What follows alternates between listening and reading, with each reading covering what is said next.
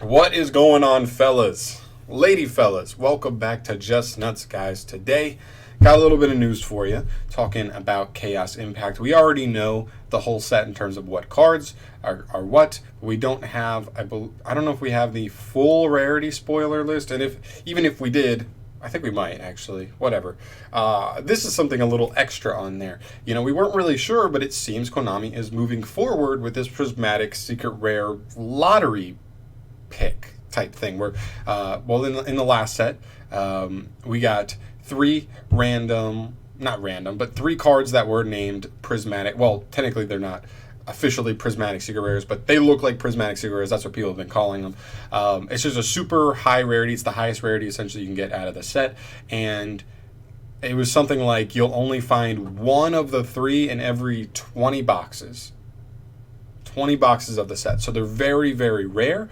All three of them are sitting like, oh man, maybe the weakest, maybe the win was like 200, but the other ones were like Appaloosa was like over 300. So they're very, very expensive. They're just lottery picks. If you buy a box and you happen to pull one, like hallelujah, because that's crazy.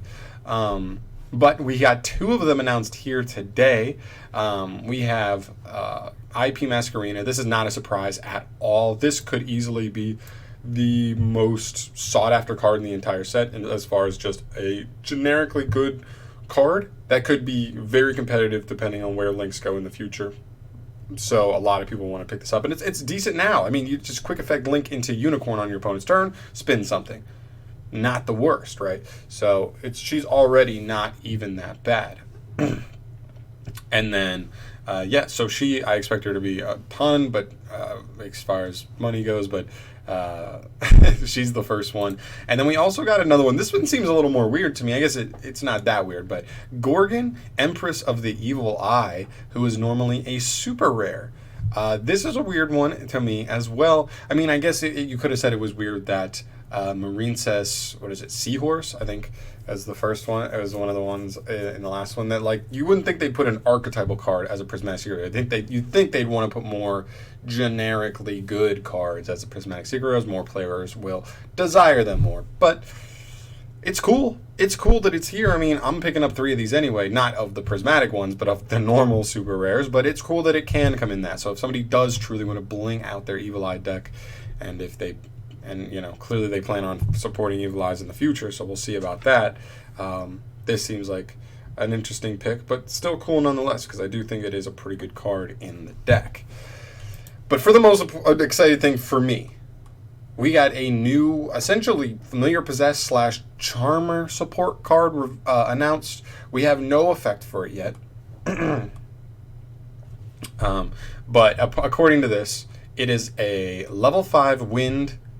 I don't think they even have whether or not it's a spellcaster or not. I assume it's a spellcaster. Don't take me on that. But it's a wind spellcaster, level 5 monster called Win the Wind Medium. It's a V-Jump promo in the OCG, so we'll see when we get it here. Obviously, cute design, just the cute girl design, I like it, I dig it. But there's some interesting stuff they put in here. A new card for the Charmer theme. It powers up wind decks, allowing for combination strategies. Now that's fairly vague at the end there. Obviously, it supports Charmers. But wind decks, is it just like generically good in wind decks? That could be awesome too. If we start getting, because like one thing you got to take from this is that, like, think about what they've done with Familiar Possess / Charmer cards in general.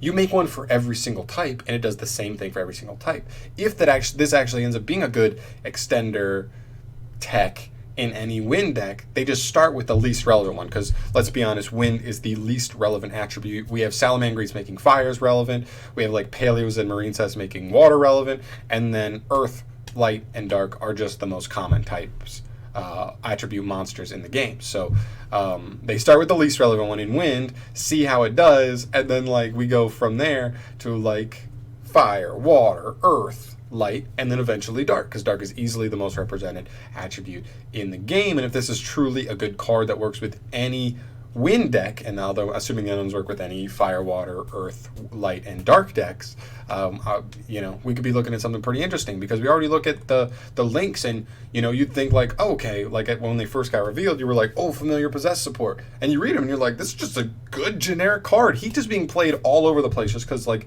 a lot of decks are just playing Ash Blossom. Decks just have fire monsters, like True Dracos have Ignis. Trying to think of what else. What's another good example? There's and then there's just weird stuff out there. Like there's like randomly Infernoids and stuff out there. There's just random decks that play fire monsters, and if not, they're probably playing Ash in some capacity. And it's in the answer deck, so you're not committing anything to your main, losing consistency or anything. It's just there should the situation come where it can extend you into a good spot. And if not, you just don't make it. Not a big deal. So I'm really curious to see what this is. I hope it's like particularly good in Charmers, but can be a good generic card. That's like my hope.